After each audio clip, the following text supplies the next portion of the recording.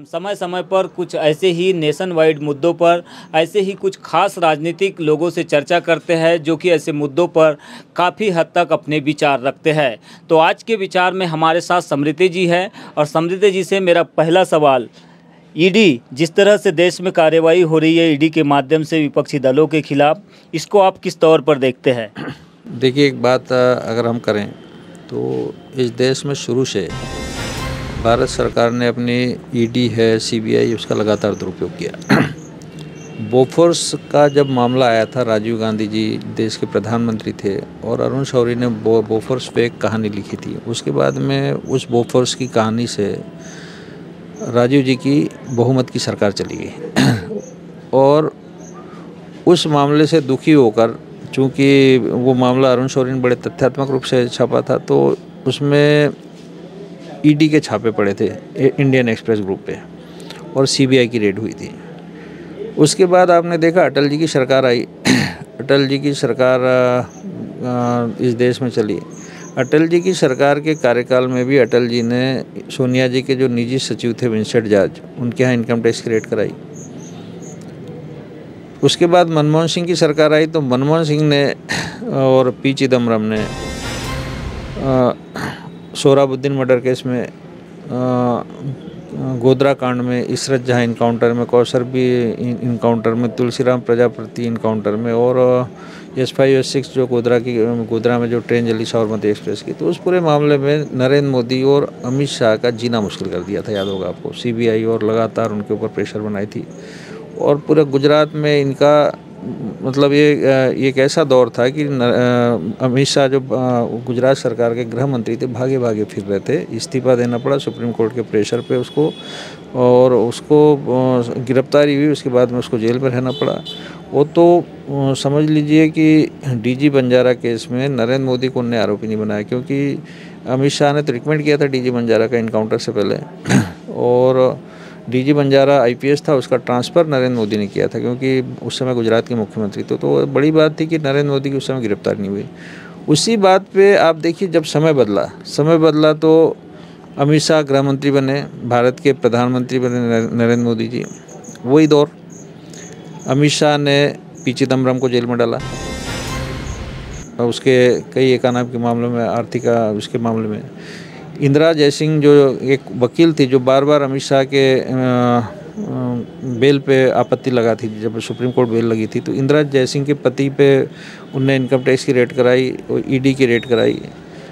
उसके बाद में आप देखो, ईडी ने कम से कम 200 स्थानों में छापे मारे देश में नरेंद्र मोदी और अमित शाह के कार्यकाल में। अभी राहुल गांधी के यहाँ पे रेड हुई, राहुल गांधी का रेड नहीं, राहुल गांधी को ईडी ने समन शामिल किया हेराल्ड मामले में और सोनिया जी को पूछताछ के लिए बुलाया। अब इनका एक सपना है कांग्रेस मुक्त भारत का। तो कांग्रेस मुक्त भारत, तो एक कांग्रेस बड़ी पार्टी है और कांग्रेस हमेशा, जब अंग्रेज़ थे तो अंग्रेज़ों के खिलाफ लड़ती रही है पार्टी। अगर मैं दूसरी बात बोलूं तो जनसंघ और आरएसएस और जो भारतीय जनता पार्टी है, इनने कभी भी अंग्रेज़ों के खिलाफ मोर्चा नहीं खोला, अंग्रेज़ों के खिलाफ बड़ी लड़ाई नहीं लड़ी। ऐसी बहुत सी बातें जो बोलेंगे तो एक कंट्रोवर्सी हो जाएगी। लेकिन मेरा कहना है कि जिस तरह से एक राष्ट्रीय नेता है राहुल गांधी, हमने भी उसके खिलाफ सुकन्या मामला उठाए थे, लेकिन एक कांग्रेस का बड़ा नेता है और उसको आप ईडी का एक 2 कौड़ी का जो अधिकारी है, बार बार सम्मन तामील करके उसको बुला रहा है। मतलब ये मानना चाहिए कि उसको इतना तंग करो कि वो सुसाइड कर ले।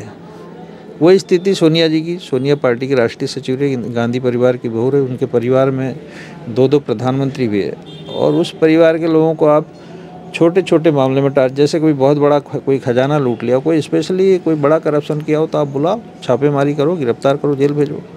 लेकिन इस तरह किसी को टार्चर करना, ये तो गलत बात है। दूसरा, आपने देखा शरद पवार को महाराष्ट्र में देखा, ममता बनर्जी को देखा, और ये स्थिति है कि खुद भारतीय जनता पार्टी के बड़े जो लोग हैं, जो धंधे में कारोबार में लिप्त हैं, उनको खुद ही डर लगने लगा है कि कहीं ऐसा तो नहीं कि मोदी और अमित शाह की जो ईडी और सीबीआई हमारे यहाँ छापा डाल दे, तो वो भयभीत होने लगे। तो ये एक बड़ा जो ग्रुप था, इसने नितिन गडकरी को साथ में रख के बीच में मोदी के खिलाफ बगावत करती थी। 212 सांसदों ने एक तय कर लिया था कि मोदी को कुर्सी से हटाना है, लेकिन वो बात धीरे धीरे दब गई और आप समझ लो कि अब सोनिया और राहुल गांधी इनके इशारे पे महाराष्ट्र की गवर्नमेंट इन्हें गिराई। तो ये सब ईडी के डर से हो रहा है, सीबीआई के डर से हो रहा है और ये मिसयूज़ है। पावर का, एक तरफ आप मतलब इस तरह की कार्रवाई करते हो और लोगों को परेशान करते हो। लोग, जनता देख रही है, कोई आप स्थायी नहीं हो। कोई आपको भारत की 134 करोड़ जनता ने 40 साल का मैंडेट नहीं दे दिया, 5 साल बाद में फिर आपको जनता के बीच जाना है। तो ये तो जनमत है, कभी किसी के साथ कभी किसी के साथ, तो कुछ भी परिस्थिति होगी आने वाले समय में। दूसरा सवाल समृति जी, इस समय देश में एक बड़ी हलचल बनी हुई है। अग्निवीर नामक एक योजना सेना में लागू की गई केंद्र सरकार की ओर से, इसका काफ़ी विरोध हो रहा है। इस योजना को आप पूरे देश में जिस तरह से प्रदर्शन हो रहा है, इसको आप किस तौर पर देखते हैं? क्या इसमें बेसिक कमियां रह गई है? क्या ये एक प्रकार के कॉन्ट्रैक्ट बेसिस नौकरी है? क्या लगता है आपको? देखिए, आपको मूल बात बताऊं, ये तो अपन दूसरी बात पे आएंगे। ये पूरा का पूरा जो ड्रामा है, ये नितिन गडकरी और राजनाथ सिंह का ड्रामा है। नितिन गडकरी चाहता है कि नरेंद्र मोदी को कैसे कुर्सी से उतारा जाए, और राजनाथ सिंह भी सीनियर लीडर है। ये दोनों भारतीय जनता पार्टी के राष्ट्रीय अध्यक्ष रह चुके हैं। तो उनको पता है कि नौजवान इस समय बेरोजगारी से जूझ रहा है, कोई भी रोजगार कार्यालय से कहीं कोई काम नहीं मिल रहा है। तो इनने जानबूझ के, क्योंकि सेना में एक बड़ी भर्ती है, सेना में नौजवानों का एक रुझान है, सेना हमारे यहाँ देश में जनता के लिए एक आइकन होती है इन नौजवानों के लिए। तो इनने जानबूझ के इजराइल का एक बहाना देके कि हम इजराइल की तरह पूरे नागरिकों को सैन्य प्रशिक्षण देना चाहते हैं, हम अपने देश में लोगों को मजबूत करना चाहते हैं, अपने देश की आर्मी मजबूत करना चाहते हैं। और इनने अग्निपथ योजना इनने चालू की और 4-4 साल की बात की। अब सवाल ये उठता है कि आप 1 रैंक 1 पेंशन की बात करते हो, तो जब लोग 4 साल में रिटायर हो जाएंगे तो सेना से आपकी पेंशन ख़त्म हो जाएगी। दूसरी बात, ये जानते थे कि इस योजना से देश में ऐसा भूचाल आएगा कि सरकारें हिल जाएगी। आपने देखा बिहार अस्त व्यस्त हो गया, उत्तर प्रदेश अस्त व्यस्त हो गया। तो एक मिली जुली साजिश है केंद्र सरकार में, प्रधानमंत्री और रक्षा मंत्री के बीच का विवाद, केंद्र सरकार में नितिन गडकरी और प्रधानमंत्री का विवाद, तो ये उसका नतीजा है। और मेरा मानना है कि इस पूरे मामले में राजनाथ सिंह को पहले बर्खास्त करना चाहिए, रक्षा मंत्री को, और भारत सरकार को इस देश के नौजवानों से माफ़ी मांगनी चाहिए और इस देश की सेना से उनको माफ़ी मांगनी चाहिए कि हमने सेना के साथ, आपने लगातार सेना का दुरुपयोग किया इस सरकार ने, कहीं एयर स्ट्राइक के नाम पे, कहीं पुलवामा के नाम पे, अभी अब अग्निवीर के नाम पे सेना को इन्हें सामने लाया। दूसरी बात, आपने देखा ये सरकार का जो अग्निवीर है, अग्निपथ योजना है, उसको लेके जो इसके दलाल हैं, जो चमचे हैं, बता रहे हैं कि ये फ़ायदे हैं इसके।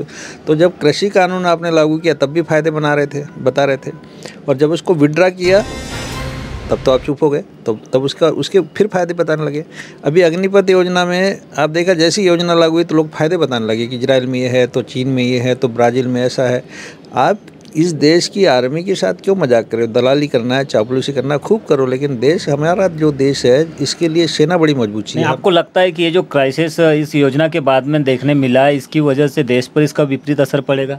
देखिए साहब, हमारा जो देश है, एक तरफ पाकिस्तान से घिरा है, एक तरफ बांग्लादेश है, एक तरफ श्रीलंका है, एक तरफ चाइना है। तो हम दुनिया में शत्रु देशों से घिरे हुए लोग हैं। हमारी सेना बहुत मजबूत होना चाहिए।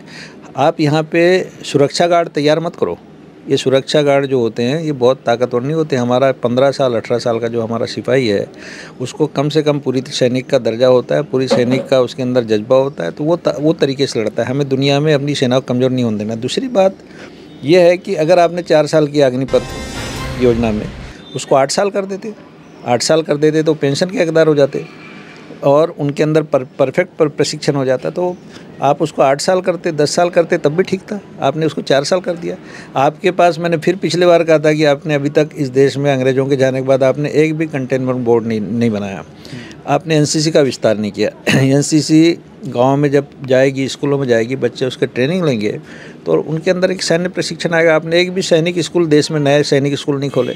तो आप देश को बेहतर बनाओ, अनुशासित बनाओ, सब कुछ बनाना चाहते हो। तो हम तो चाहते हैं कि हमारे देश का नौजवान बेहतर हो, हमारे देश के सैनिक बेहतर हो। लेकिन जो योजना आपने लागू की, उसके निगेटिव पॉजिटिव देखो।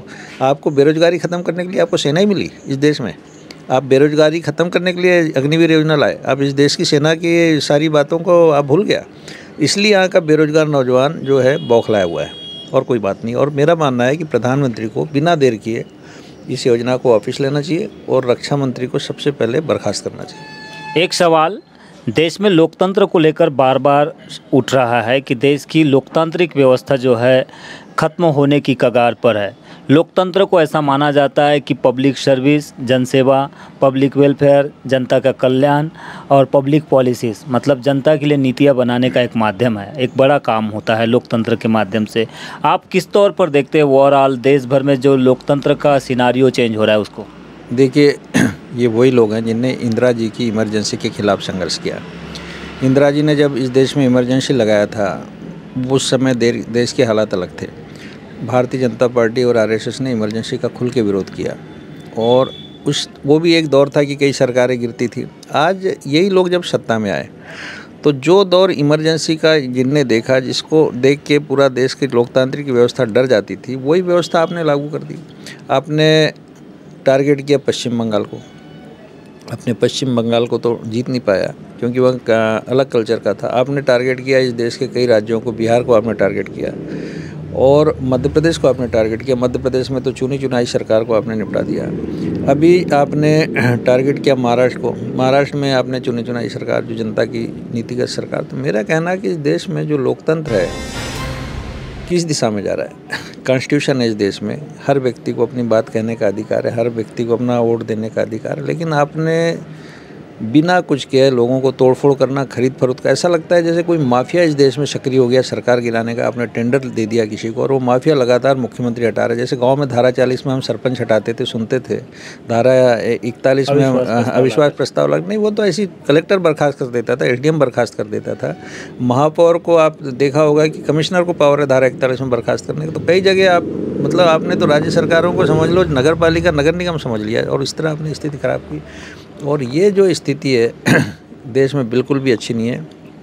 इस व्यवस्था के खिलाफ देश में सारे लोगों को इकट्ठा होना चाहिए क्योंकि आपने लगातार मिसयूज़ ऑफ पावर किया। जो सरकारें आपको पसंद नहीं, आपने उसके खिलाफ मोर्चा खोल दिया। जो सरकारें आपको पसंद नहीं, उनके खिलाफ आपने ईडी के छापे डलवा दी, सीबीआई के छापे डलवा दी। कई मुख्यमंत्रियों के खिलाफ आपने, उनके पीए के खिलाफ आपने कार्रवाई किया। तो मेरा कहना, जहाँ फिर करप्शन हो रहा है तो फिर पूरे देश में हो रहा है। आपने बोला था कि ना हम खाएंगे ना खाने देंगे, तो मध्य प्रदेश में आप शिवराज का देखो। आपने विजय रूपानी को गुजरात से हटाया कि उसकी पत्नी का दखल है। यहाँ पे शिवराज की पत्नी का दखल है, क्यों नहीं हटाया शिवराज को? मध्य प्रदेश में आपने अडानी को हीरे की खदान दिलाने तक कमलनाथ की सरकार को नहीं गिराया, लेकिन जैसे ही आपको अडानी को बक्सवा में हीरे की खदान मिल गई तो आपने फट से शिवराज को और बक्सवा के जंगलों को कटाई कर दी। ये तरीका ठीक नहीं। मिसयूज़ आप नहीं कर सकते उस देश में। देश को आपको बेहतर तरीके से चलाना है तो लोकतांत्रिक व्यवस्था इस देश में बनी रहनी चाहिए। लोकतंत्र अगर रहेगा तो सरकारें आती जाती रही, लेकिन लोकतंत्र नहीं रहेगा तो आपकी स्थिति खराब होगी। और ये जो हालत आप कर रहे हो, कल आने वाली जो सरकारें रहेंगी वो भी आपके खिलाफ होगी। अब आपने टारगेट किया अमेठी को, अमेठी, रायबरेली। इस बार अभी मैं देख रहा था पेपर में कि मुलायम सिंह की सीट को भी आपने टारगेट किया। तो राहुल गांधी को तो आपने निपटा दिया अमेठी से, वो चला गया वायनाड, केरल में जाके उनने अपना, लेकिन सांसद तो है। तो मेरा कहने का मतलब, कल आपको भी टारगेट करेंगे ना कि आपको मोदी जी कहाँ पे लड़ना है? बनारस में। कल बनारस का, कल गांधीनगर में अमित शाह लड़ रहे हैं, तो लोग भी इसको टारगेट करेंगे तो आपको पता भी नहीं चलेगा। जब एक दौर आया था तो इंदिरा जी और संजय गांधी दोनों की जमानत जब्त हो गई थी और ऐसे व्यक्ति ने चुनाव हराया था, जयप्रकाश नारायण ने, जिसको रायबरेली में लोगों ने मकान नहीं दिया था कार्यालय खोलने के लिए, लेकिन इतना वोट दिया कि इंदिरा जी की जमानत जब्त हो गई। तो ये भी दौर आता है देश में। और आपने देखा कि इस देश में कोरोना काल जब चला, इस सरकार ने संसद भवन से लेकर ग्राम पंचायत भवन तक पूरी लोकतांत्रिक व्यवस्था को ख़त्म करके सब में तालाबंदी कर दिया, मंदिरों को तालाबंदी कर दिया। इस सरकार ने भयभीत किया लोगों को, कोरोना के नाम पे डर पैदा किया, जबकि सरकार का काम है लोगों को डर पैदा नहीं करना चाहिए। लोगों को पता भी हम हैं आपके साथ, इस विपरीत समय में हम आपके साथ खड़े हैं, आपको बिल्कुल नहीं बोलना चाहिए। आपको लोगों के अंदर हिम्मत देना चाहिए। तो सर्वाधिक लोग जो कोरोना में ख़त्म हुए, सरकार की निकम्मेपन से, सरकार के द्वारा भय पैदा किए, उसकी वजह से लोगों की मौत हुई। क्योंकि सरकार ने तब तक वैक्सीन की बात ही नहीं की। सरकार तो वहाँ बात कर रही थी घंटी बजाओ, ताली बजाओ, थाली बजाओ, जबकि मालूम है कि ये बीमारी है और इसका इलाज थाली से और घंटी से नहीं हो सकता है। तो सरकार वहाँ जाके फेल हो गई। तो डेमोक्रेसी में ये सरकार इस कार्यकाल में इनकी जिम्मेदारी है कि हर विधानसभा में 100 बैठकें होना चाहिए साल में, लोकसभा में 100 बैठकें होना चाहिए, प्रधानमंत्री, मुख्यमंत्री, इनका अपने अपने सदनों में बात होनी चाहिए। लेकिन आप देखो पूरे के पूरे विधानसभा, लोकसभा बिल पास करने के अड्डे हो गए। बिल पास करो, कार्यपालिका को दे दो, वो अपना चलाते रहते हैं। पूरा देश इस समय IAS और IPS चला रहा है, पूरा का पूरा देश। और मोदी जी ने इस देश को गुजरात समझ लिया। गुजरात जैसे गुजरात में मुख्यमंत्री थे और चला रहे थे, तो पूरे देश को गुजरात समझ लिया। तो ये स्थिति भारत के लोकतंत्र के लिए बिल्कुल ठीक नहीं है। और लोकतंत्र एकदम पारदर्शी होना चाहिए और सबको जीने का अधिकार है। सबको अपना आर्टिकल 32 में शोषण खिलाफ अधिकार है। तो लोग आपके खिलाफ आवाज़ करेंगे, धरना करेंगे, प्रदर्शन करेंगे। और जनता का सत्ता और सियासत से संघर्ष होता है, वो जारी रहना चाहिए। उसमें आपको बिल्कुल रोकथाम नहीं करना।